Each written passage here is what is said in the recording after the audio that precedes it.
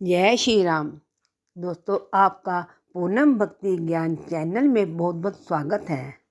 दोस्तों, आज मैं आपको वैशाख मास के 8वें अध्याय के बारे में बता रही हूँ। दोस्तों, वैशाख मास का इतना महत्व है कि इसकी कथा सुनने से ही गंगा जल के स्नान के बराबर होते हैं।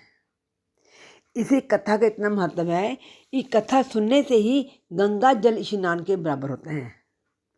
दोस्तों, आज मैं बता रही हूँ कि अन्नदान ना करने का इतिहास मैं तुमसे कहता हूँ। रेवा नदी के किनारे मेरे पिता पिशाच में थे। वह भूख और प्यास से होकर अपना ही मांस खाते थे। छाया वाले पेड़ के ना मिलने से उनकी दशा बहुत बुरी हो रही थी। पहले जन्मों के संचित बुरे कर्मों से उनकी कंठनाली का छिद्र बहुत ही सूक्ष्म हो गया था, जिससे उनको बड़ी पीड़ा होती थी। कुआं, बावली और तालाब का जल उनको विष के समान लगता था। मैं गंगा यात्रा को जा रहा था।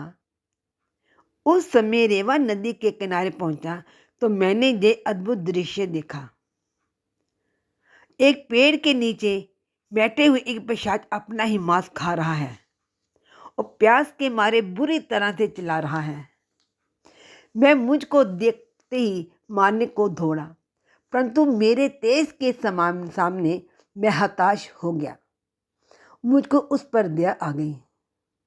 मैंने उसे कहा कि अपना सब वृत्तांत कहो, मैं तुमको शीघ्र ही इस दुख से छुड़ा दूंगा। मैं कहने लगा, हे अनाथ देश में मुखरात नाम का एक नगर था। वहाँ मैं संस्कृत गोत्र में उत्पन्न हुआ और मंत्र मेरा नाम था। तप, दान और यज्ञ में मेरी बड़ी श्रद्धा थी। मैंने संपूर्ण विद्या पढ़ी और पढ़ाई, परंतु मैंने वैशाख मास में कभी अन्नदान नहीं किया। मेरे विचार से इसी कारण मुझे ये पिशाच योनि मिली है। कोई कारण दिखाई नहीं देता। मेरा पुत्र श्रुतिदेव नाम का बड़ा विद्वान और धर्मात्मा है। ये बात मैंने तुमसे कही है। यदि तुम मेरे पुत्र से जाकर कहोगे, बड़ी कृपा होगी। मैं अपने पिता की ये बात सुनकर दुख के कारण रोता हुआ उनके पैरों में पड़ गया और कहने लगा, पिताजी, मैं तुम्हारा पुत्र हूँ।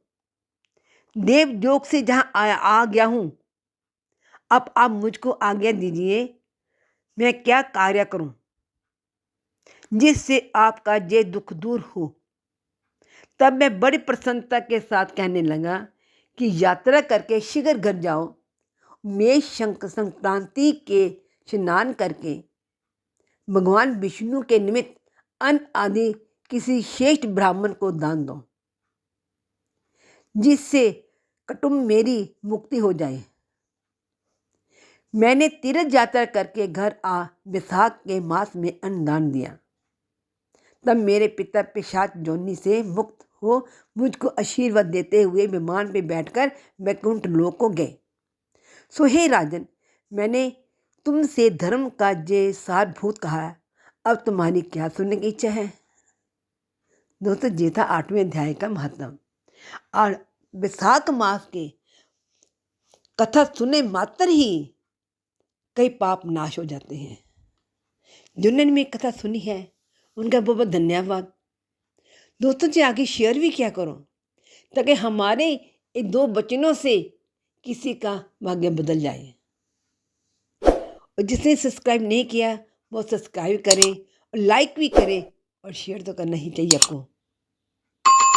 और जिसने कथा सुनी उसको बहुत बहुत धन्यवाद। जय श्री राम, जय श्री राम। स्वस्थ रहो, मस्त रहो, स्वस्थ रहो, मस्त रहो। जय श्री राम, जय श्री राम, जय श्री राम।